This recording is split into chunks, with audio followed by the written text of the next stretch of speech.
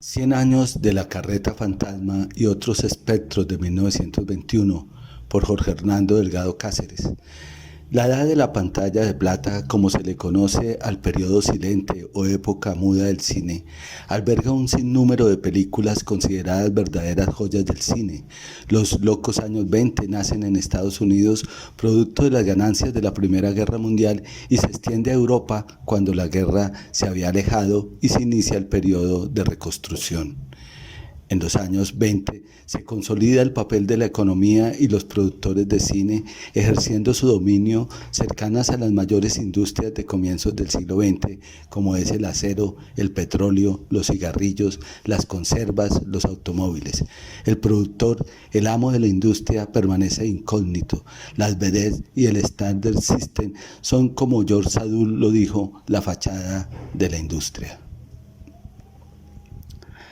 La carreta fantasma, 1921, Víctor Sostron.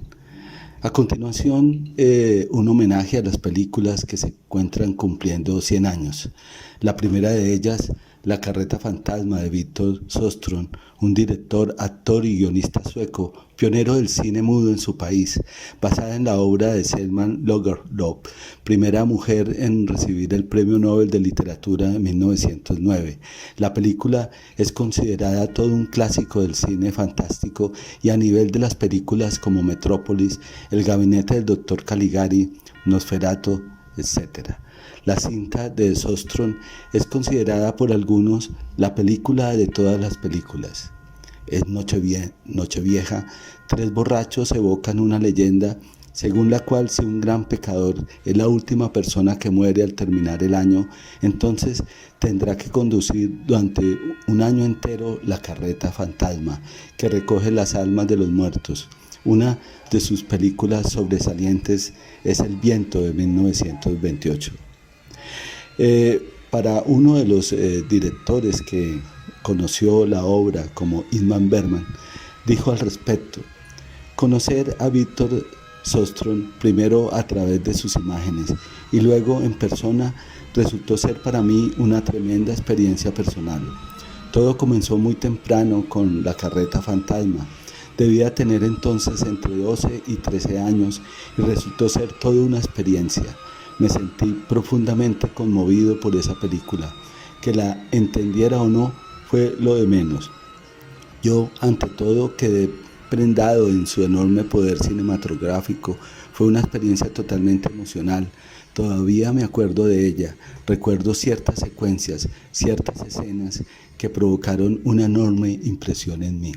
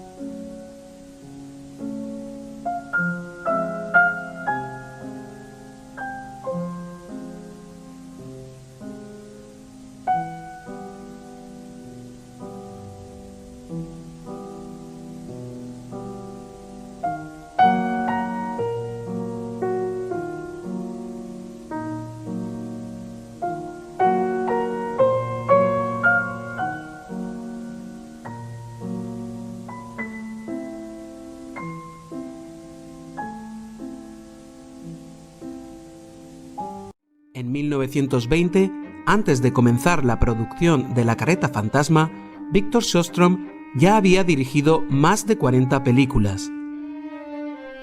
No es de extrañar que tras una carrera tan prolífica como la de Sjöström, su dominio de la técnica cinematográfica fuera tan acusado en 1921. Si a tal oficio se le incluye la obsesión de Sjöström por la experimentación técnica y narrativa, película tras película, estaba predestinada la llegada del día en el que una de sus obras marcaría un antes y un después en la historia del cine. Esa obra fue, sin lugar a dudas, La carreta fantasma. Sin embargo, aún hoy, en 2016, año en el que se cumplirán 95 años del estreno de esta obra maestra, la figura de Victor Sjöström continúa relegada en la retina de la gran mayoría del público a su interpretación del anciano profesor Isaac Borg en Fresas salvajes, quizá la mejor película de Ingmar Bergman y una de las obras cumbres del cine europeo, cuya famosa secuencia onírica es un claro homenaje de Bergman al cine silente y en particular a La carreta fantasma, con Carruaje de la muerte incluido. La carreta fantasma es una adaptación de la novela homónima publicada en 1912 de la aclamada escritora sueca Selma Lagerlöf, primera mujer en recibir un Nobel de Literatura en 1909. Un relato moralista al más puro estilo del cuento de Navidad de Charles Dickens que narra la redención de David Holm, un personaje arrastrado a la perdición por culpa del alcohol hasta el punto de abandonar a su mujer y a sus hijos, interpretado por el propio Victor Sjöström. La película se sitúa en Nochevieja, a pocos minutos de la llegada del nuevo año. David Holm evoca una vieja leyenda en un cementerio, junto a un par de borrachos, según la cual el último pecador en morir cada año deberá conducir los siguientes 12 meses la carreta fantasma, para recoger el alma de todos los muertos durante ese tiempo.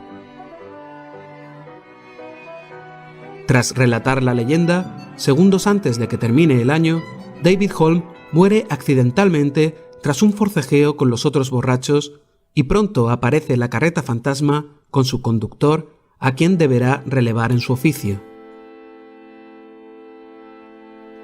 Es precisamente la secuencia de la muerte de David Holm, con la consiguiente marcha del alma de su cuerpo fallecido, la más icónica de la película. La sobreimpresión fotográfica para mostrar el alma translúcida de Holm abandonando su cuerpo, un recurso utilizado hoy día hasta la extenuación, nació en esta película, gracias a la genialidad de Victor Sjöström y a su director de fotografía, Julius Hansen.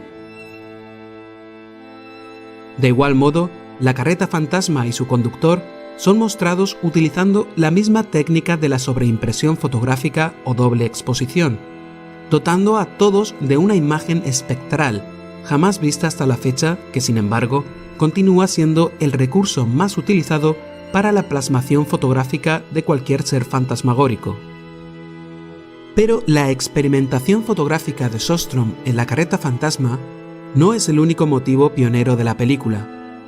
El dominio de Sjöström sobre la narración cinematográfica y especialmente el magistral uso del flashback significó, aún si cabe, un mayor impacto e influencia en los cineastas futuros. Cabe destacar la carga de crítica social que esconde el relato. Tanto el padre de Selma Lagerlöf como el de Victor Sjöström eran alcohólicos, un hecho indicador de la convergencia de ambos artistas por plasmar la problemática social que significaba el alcoholismo en la Suecia de aquellos años. El carácter simple y extremadamente moralizante de la película se debe al interés de ambos de que la película fuera accesible a todos los públicos y su carga moral fácilmente asumible. La carreta fantasma es una de las películas más influyentes de todos los tiempos. Cineastas como Stanley Kubrick o Quentin Tarantino han afirmado su devoción por la película. Resulta irresistible, por ejemplo, tras ver la secuencia en la que David Holm destroza una puerta con un hacha, recordar la secuencia de El Resplandor de Stanley Kubrick, en la que el personaje de Jack Nicholson parece imitar plano a plano a David Holm.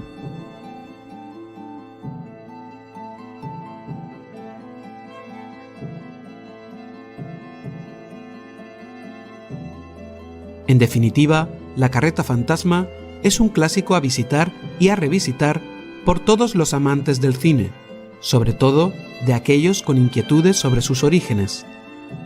Una película inmortal que reivindica la figura de Victor Sjöström como uno de los grandes pioneros del arte cinematográfico, maestro de maestros.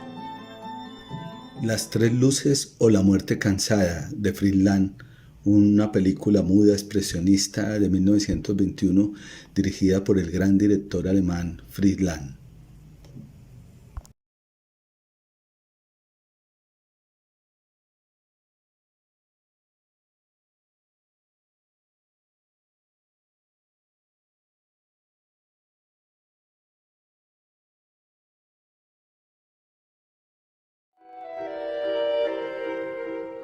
Las tres luces es considerada por los académicos como la primera obra maestra de Fritz Lang, probablemente uno de los directores más influyentes de la historia del cine. El guión del filme, que supuso el inicio de la relación tanto profesional como sentimental de Lang con la escritora Thea von Harbou, se desarrolla como un cuento. Una joven intenta convencer a la muerte de que devuelva a su amado a la vida. La muerte le concederá 3 oportunidades, en las que tendrá que salvar a una pareja de amantes, cada una situada en un lugar y tiempo histórico diferente. De este marco narrativo inicial surgen 3 subtramas que propician el lucimiento de una escenografía muy cuidada por el realizador y por su director de fotografía, Fritz Arno Wagner, otra colaboración que se inició en esta película y que duraría hasta el final de la etapa alemana de Fritz Lang. Durante la película se construyen 5 mundos: el pueblo común al que llega la pareja de amantes, el espacio indefinido en el que habita la muerte, el imperio persa, la Venecia renacentista y el imperio chino. El detallismo puesto en los decorados y el uso de efectos especiales primitivos como los virados, las dobles exposiciones y la integración pionera de elementos de animación stop motion resultaron en una fortaleza visual que no pasó desapercibida ni por crítica, ni por público, ni por la propia industria cinematográfica. Douglas Fairbanks quedó fascinado con la ambientación del episodio inspirado en Las noches árabes y compró los derechos de la película en Estados Unidos para retrasar su estreno mientras copiaba los efectos en su proyecto El ladrón de Bagdad.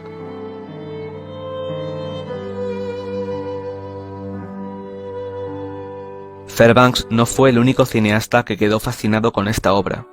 Alfred Hitchcock mencionaba Las tres luces entre sus obras favoritas, y Luis Buñuel aseguró en su autobiografía Mi último suspiro que esta fue la película que le convenció para dedicarse al arte del cine. De hecho, esta cinta contiene muchos elementos que la hacen disfrutable más allá del sentido del espectáculo que ofrece la ambientación de cuento. Durante la obra, se juega con diversos elementos narrativos, algunos de corte poético, como esa correlación entre la llama de una vela y la vida de un mortal, y otros de uso pionero en el séptimo arte, como el flashback, utilizado para describir la llegada de la muerte al pueblo. Una muerte que se presenta como una figura mística en la tradición de otras tantas obras occidentales, pero que descubre una naturaleza humana respecto a su propio cometido.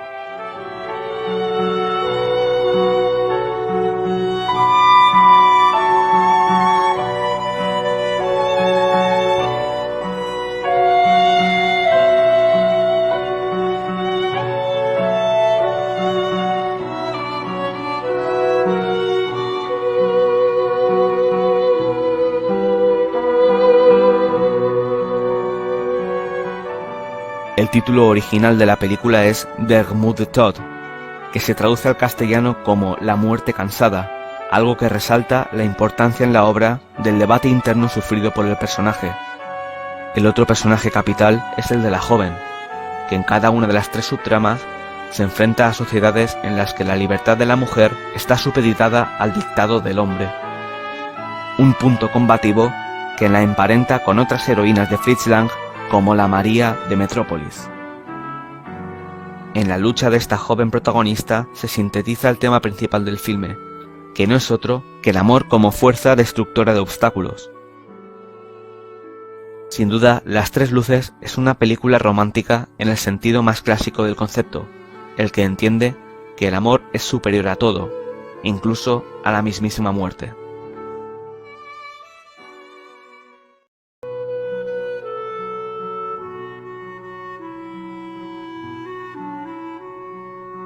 Las Tres Luces nos cuenta la historia de una pareja que llega a un pueblo donde la muerte se ha aislado. Un día, la joven descubre que su novio ha desaparecido y decide visitar a la muerte para dar con su paradero. La muerte le muestra tres velas, que son tres vidas, a punto de extinguirse, y le explica que solo podrá recuperarlo si logra salvar alguna de ellas.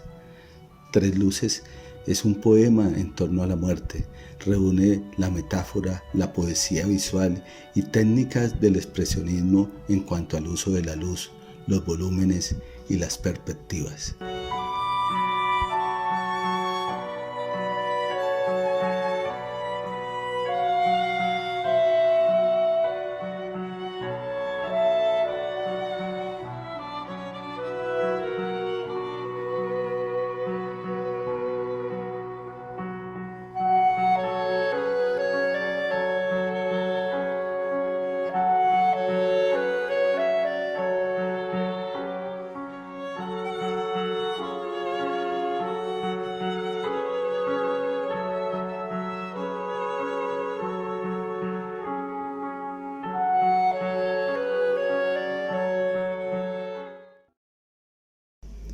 Esposas frívolas de Erich von Stroheim.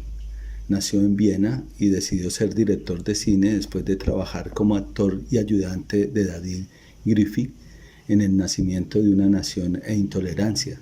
También conoció a Chaplin. Una de sus obras sobresalientes es Avaricia. Esta película, Esposas frívolas, fue la primera película en tener un presupuesto de $1 millón. Un vividor hace pasar en Monte Carlo por un respetable conde ruso e intenta seducir a una distinguida dama norteamericana que pasa sus vacaciones con su esposo, un destacado diplomático. Jean Renoir declaró que ver esta película fue determinante en su futura carrera como cineasta. Originalmente, Stroheim quería que la película durase 6 a 10 horas con la intención de proyectarla en intermedio durante 2 noches, pero el estudio se negó y recortaron la película drásticamente antes del estreno.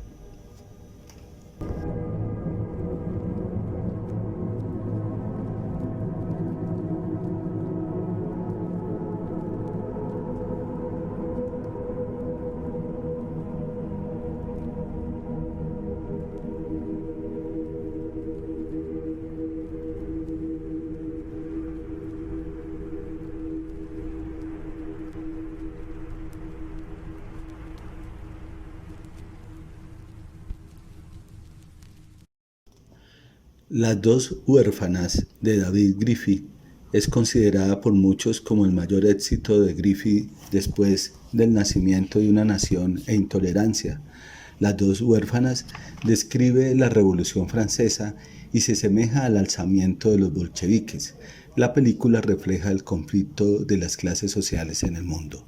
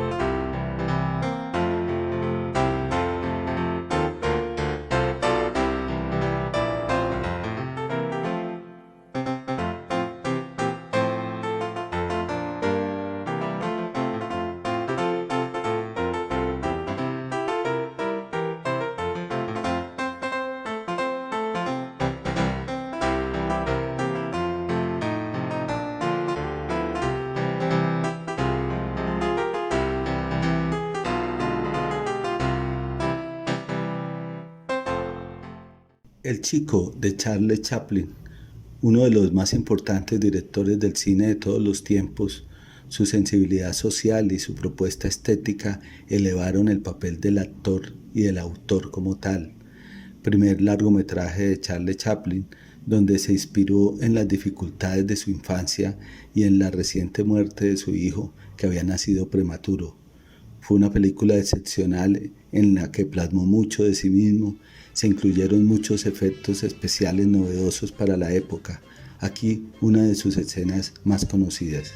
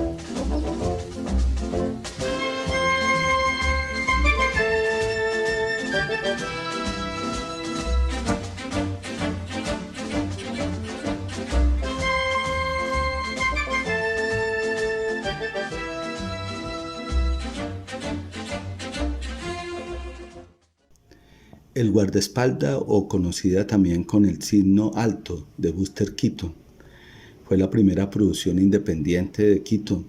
Decepcionado con el resultado, Keaton la archivó.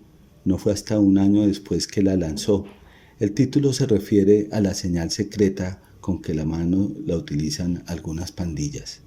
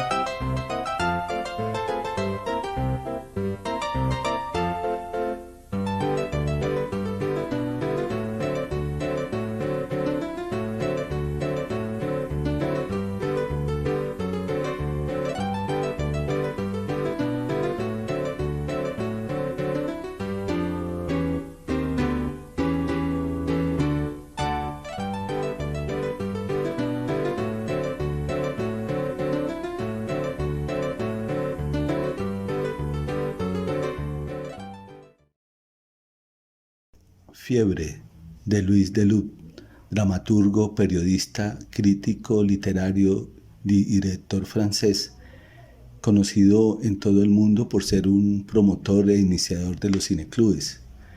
Su película Fiebre es el ajetreo de un bar del puerto de Marsella, emporio de notable riqueza, con clientes heterogéneos, desde los habituales jugadores de cartas hasta el mozo romántico solitario, el cual probablemente bebe hasta enamorarse y emborracharse.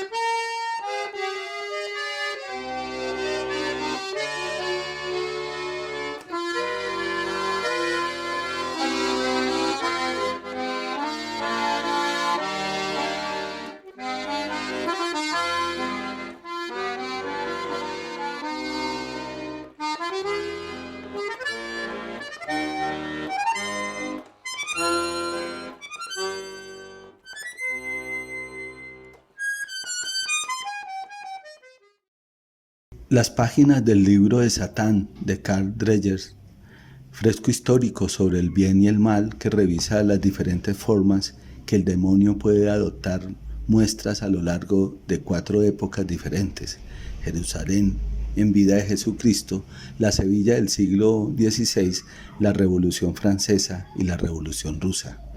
Para Carl Dreyer le atrajeron de la pieza literaria su carácter sociopolítico, su fondo teológico y su temática fantástica y satánica, entonces de moda, que había interesado a directores como Stronghold y Murnau.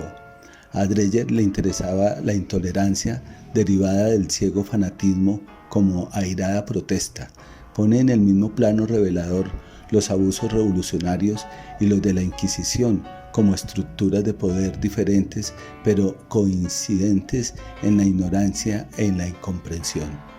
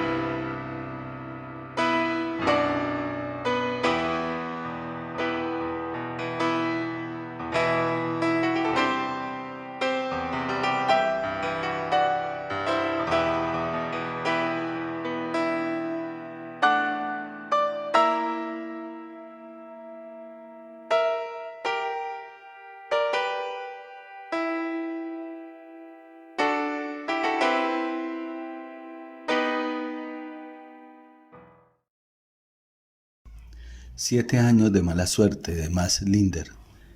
El mismísimo Charles Chaplin se reconocía alumno del cómico francés Max Linder. Este halago al parecer no cayó en saco roto y el elegante bigotudo no dudó en afirmar que había sido muy dichoso tomando lecciones de la escuela del inmortal inglés. Linder, víctima de frecuentes estados depresivos que lo llevaron al consumo de drogas, trabó un pacto suicida con su esposa. Max Linder es un cómico primitivo, pero también muy eficaz, y aunque muchos de sus gags se hayan quedado anticuados y apenas roben una sonrisa al espectador, es todo un ejemplo de cómo abordar el humor.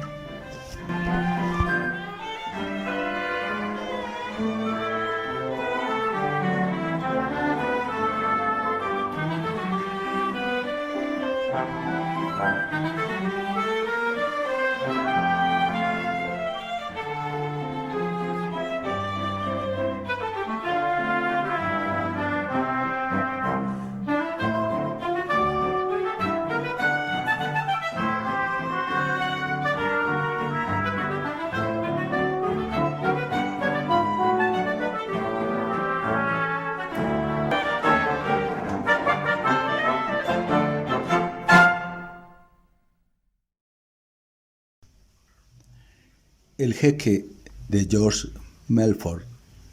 El Jeque es un largometraje estadounidense con Rodolfo Valentino como actor principal. La historia trata sobre una aristocrática inglesa que vive en cautiverio luego de que un jeque árabe la secuestra. En 1921 el director George Melford junto al actor Rodolfo Valentino realizaron una de las películas exitosas y taquilleras del cine mudo.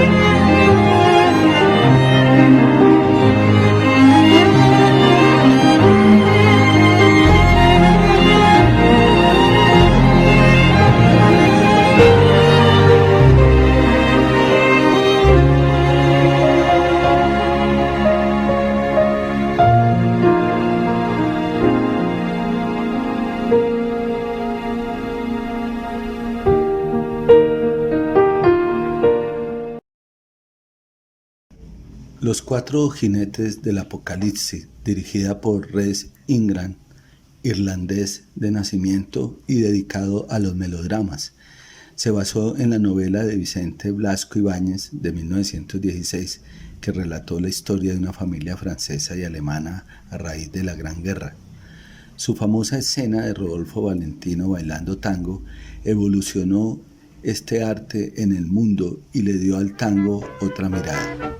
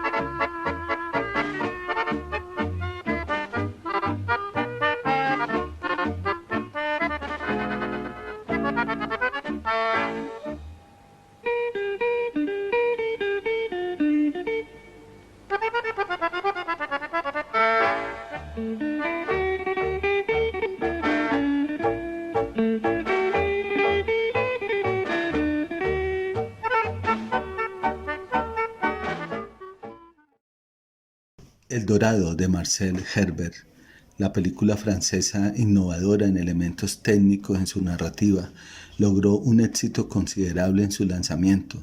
En sus 5 películas anteriores, Marcel Herbert había explorado una variedad de técnicas fotográficas y narrativas en el medio cinematográfico. En 1921 quería unirlas en el contexto de una historia que tendría un gran atractivo para el público.